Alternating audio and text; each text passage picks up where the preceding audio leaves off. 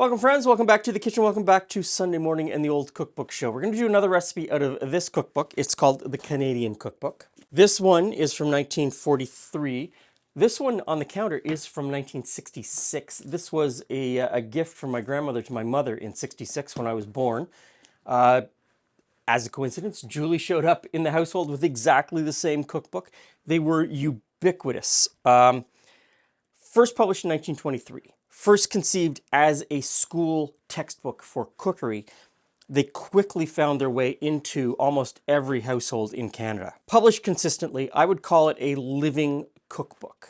First published in 1923, and then it's published, almost every year thereafter, and every edition is different. Every new edition took into account the political atmosphere, the social and economic atmosphere of the time of that particular year.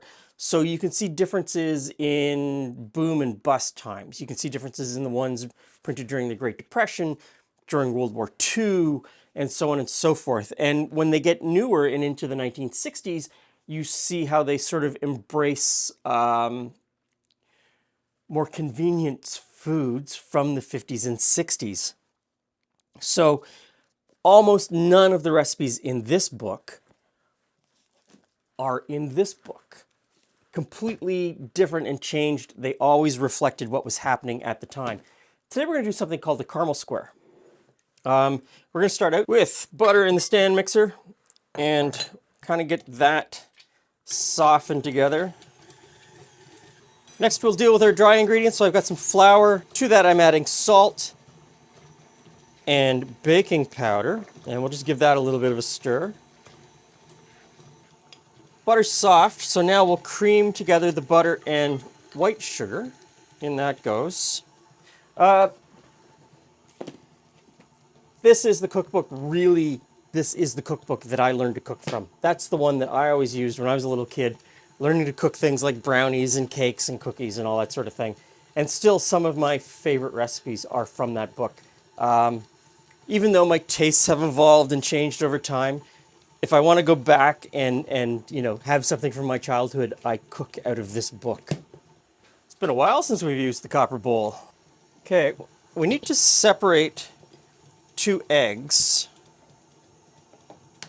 So, egg whites in the copper bowl.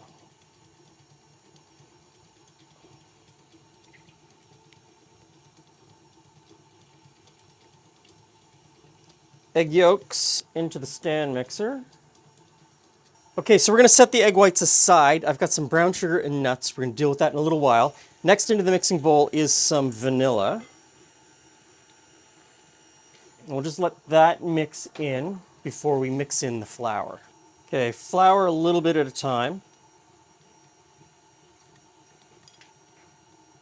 I'm not completely sure when this video is going to come out, but I will be flying again this summer in June with Give Hope Wings, Hope Air charity flight. I'm not going to talk about too much right now, but at the end of the video, there will be a whole segment, what Hope Air is and what we're trying to achieve. Be great if you stuck around to watch that and if you could help out. Okay, a 9x9 greased with some parchment paper, and into the bottom goes our dough. Now, look at the consistency. Okay. This is 100% a cookie dough. If you are expecting something like a cake batter or a brownie batter, or if you make blondies or something like that, this is just a cookie dough. And so we're supposed to spread it into the bottom in an even layer. Do what works best for you. Use your hands, use the bottom of a glass or a teacup or a coffee cup, something like that. I think probably hands are the best way. Yeah. Press it in with your hands, get a nice even layer. Okay, now the oven is preheated to 350 degrees and it says 20 to 25 minutes. So let's get it cooking.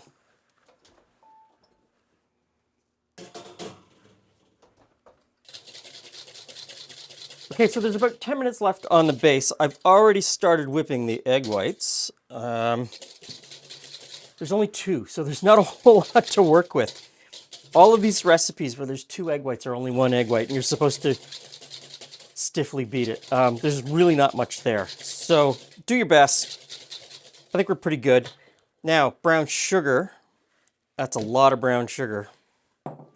That gets beaten in to the egg whites.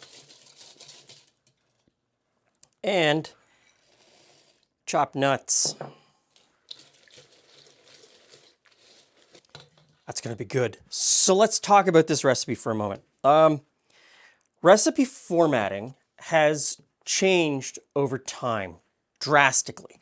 And there are time periods where there could be 2 or 3 or 4 competing types of format, sometimes in the same cookbook. And what is generally thought of today as a well-written recipe, in this time period, all bets are off. And this is a recipe and a cookbook that, takes a little bit of time to figure out sometimes what's going on. They use a capital T for teaspoon and a small t for tablespoon, opposite of what you normally see in 2025. There is, at the top of the recipe, a list of ingredients, but not all of the ingredients are in that list. Some of the ingredients are listed later as part of the body of the method. So you've got to read the entire recipe to know which ingredients you're going to need later on in the recipe. You've got to do that at the start because you don't want to get caught in a time crunch in the middle and be running around your kitchen looking for stuff. Sometimes mise en place looks idiotic when I've got everything out here, and people ride me all the time saying, what an idiot pulling everything out and using so many bowls, so many dishes. At least pull all of the ingredients out, put them on your counter and look at them and know that you've got everything there ready to go. The recipe also gives some strange timings. It says to cook for 25 minutes. Then I'm supposed to put this topping on and put it back in the oven until lightly browned, almost firm, about 30 minutes. My first reading of that was, it's got to go in for another half hour. That can't be right. No, it goes in for another 5 minutes after you've done the first 25. So sometimes there's interpretation, and your interpretation isn't always going to be correct. Mine certainly isn't. Takes a lot of work. You've got to put some effort in. You really do sometimes. You've got to put some effort in. Not everything is just handed to you on a silver platter. Okay, there's the cookie base, hot from the oven. And on top is our whipped egg whites, brown sugar, and nuts. And there's the timer. That's the timer telling me to take it out of the oven. Times in a cookbook, times in any recipe are just a starting point.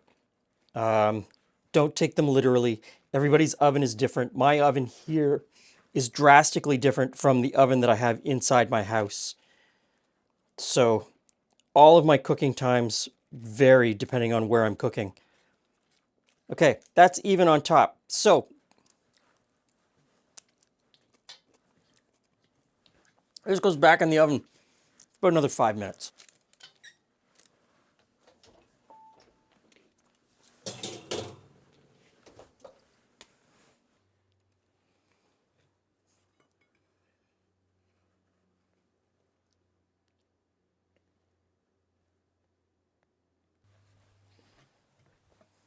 Oh, it's sticky. It's sticky. Is that goes with the glossy surface there? I guess I don't need a fork, do I? I was going for forks out of habit. Hey friends, say Glenn. Ooh. Is that like a short brown on the bottom? With...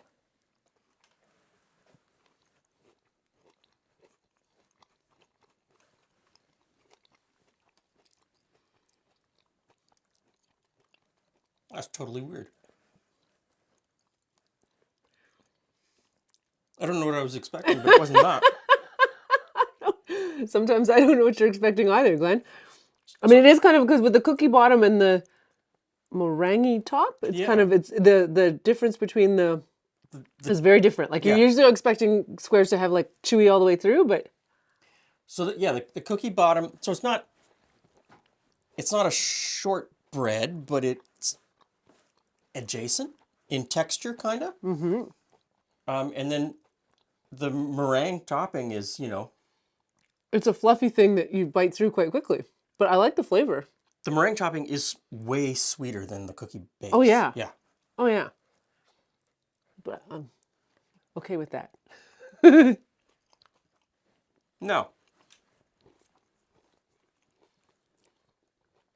as much as it's a little bit weird, I would eat this until I was sick. Mm-hmm. I would eat this until I was sick. Okay, Sorry, that just makes me giggle. so this is in the 1943 version, not in the 1966 version. In fact, the section from the 1943 version is not in the 1966. It's in a section called Small Cakes. Okay. No, yes, small cakes. No such thing in And yet it's so much bigger. the terminology starts to change and the fashion of cooking starts to change. And you can see recipes that do carry over are completely different by the time you get to 1966, almost unrecognizable from the 1940s. Same title? Same title, just different ingredients, different methods, different flavors being introduced, often being simplified and cheapified by the 1966 version. Sometimes you have to. Yeah. So a great series of cookbooks, living cookbooks. They're fantastic. This is pretty good. I don't know what to tell you what to expect, other than it's not what you're going to expect. Very nutty. It is very nutty. Yeah. Thanks for stopping by. See you again soon.